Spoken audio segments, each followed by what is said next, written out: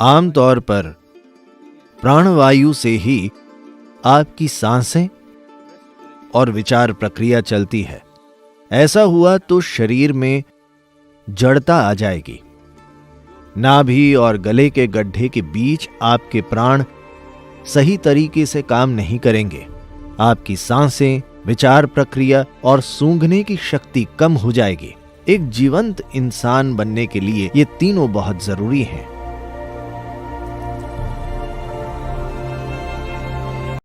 शरीर में कई तरह की हलचलें होती हैं। सभी इसे कुछ हद तक जानते हैं। अगर आप एक डॉक्टर हैं तो आप खून के प्रवाह के बारे में सोचते हैं और दूसरी ग्रंथियों के बारे में भी, जिनसे आपका मूड और अनुभव तय होते हैं। पर उससे भी गहरा कुछ है। यानी पहली चीज है ऊर्जा की गति। सिस्टम में सभी वायुओं की हलचल में रुकावट नहीं होनी चाहिए। तो शरीर में विशेष रूप से सिर में महत्वपूर्ण मार्ग हैं। अगर ये मार्ग ब्लॉक हो जाएं, Keeping yourself up in an exuberant way is a great effort. तो खुद को उल्लासित रखना मेहनत का काम होगा। तो इसे आधार मानते हुए हम अगली 5 पूर्णिमाओं पर उस सिस्टम को समझेंगे जिससे आनंद और उल्लास पैदा होता है। तो ये सिस्टम क्या है, हमें क्या करना चाहिए? वायु शब्द का अर्थ है वो जो चलता है। इसे आमतौर पर हवा कहते हैं। अभी यहां तेज हवा है, यह आसानी से महसूस हो रही है। हवा से कई चीजें हिल रही हैं। तो वायु नाम का ये पहलू जो गति करता है, ये एक तत्व है। Within the body, शरीर में ये बुनियादी रूप से 5 वायुओं के रूप मौजूद हैं। अगर आप इसे और गहराई से समझना चाहें तो 10 वायु हैं। अगर आप सभी पेचीदगियां जानना चाहें तो 84 वायु हैं। पर वे बहुत सूक्ष्म हैं। उन्हें अच्छे से समझने के लिए आपको कई जन्म लेने पड़ेंगे। आमतौर पर अगर आप 5 वायुओं को सक्रिय कर लें तो बाकी भी सक्रिय होकर काम करने लगेंगी। इनका नाम वायु है क्योंकि सिस्टम की हर हलचल इनसे होती है। पाचन प्रक्रिया में हलचल इन्हीं 5 वायुओं से होती है। चक्र चलने चाहिए, पोषक तत्व शरीर में फैलने चाहिए, कोशिकाओं या सेल्स से कचरा साफ होना चाहिए। हर चीज के लिए हलचल जरूरी है।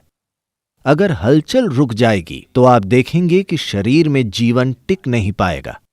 तो ये हलचल पूरी तरह से हो रही है या आधी अधूरी है, हम इसी पर ध्यान देना चाहते हैं।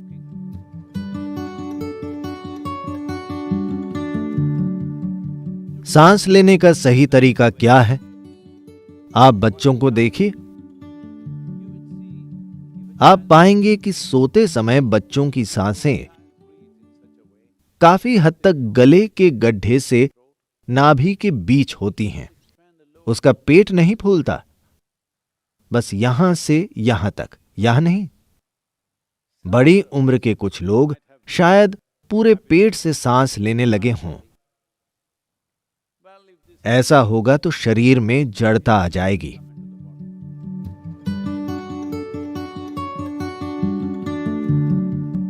अगर आपकी नाभि के नीचे गैस पैदा होती है, यानी अगर आप वैसी चीजें खाते हैं जिन्होंने इनर इंजीनियरिंग की है, उन्हें हम ये बता चुके हैं। अगर आप बहुत ज्यादा कंद युक्त या ट्यूबरस चीजें जैसे आलू वगैरह खाते हैं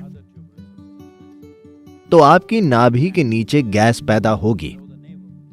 वहां गैस पैदा होने से नाभि और गले के गड्ढे के बीच आपके प्राण सही तरीके से काम नहीं करेंगे और आपके सिस्टम की गतिशीलता कम हो जाएगी। इसीलिए जो लोग ध्यान करना चाहते हैं, जो छात्र हैं या जिन्हें अपना दिमाग केंद्रित करना है और लंबे समय तक जागना है, उन्हें वे चीजें नहीं खानी चाहिए।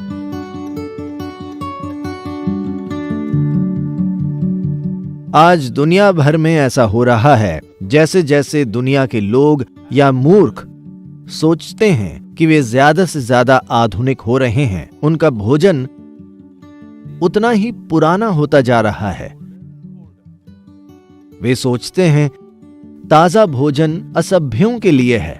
जो खुद को सभ्य मानते हैं, वे सुपर स्टोर से एक बॉक्स खरीदते हैं जिस पर लगा प्लास्टिक वे फेंक देते हैं, ये जानते हुए कि इससे पर्यावरण को नुकसान होगा।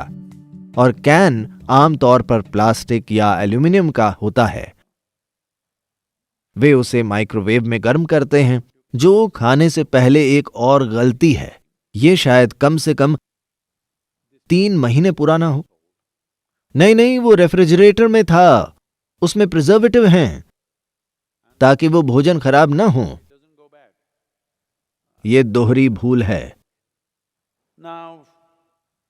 अब योग परंपरा में आपको हर पकी हुई चीज ज्यादा से ज्यादा 1.5 घंटे में खा लेनी चाहिए। कुछ चीजों के लिए 4 घंटे तक ठीक है, उसके बाद नहीं खाना चाहिए। वो चाहे जितना भी स्वादिष्ट या अच्छा हो, उसे छूना नहीं चाहिए, क्योंकि उससे सिस्टम में गैस बनेगी।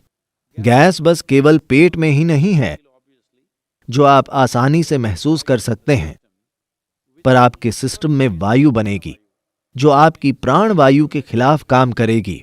यानी उससे आपकी सांसें, आपके विचार और आपकी सूंघने की शक्ति, ये चीजें धीरे धीरे कमजोर होती जाएंगी।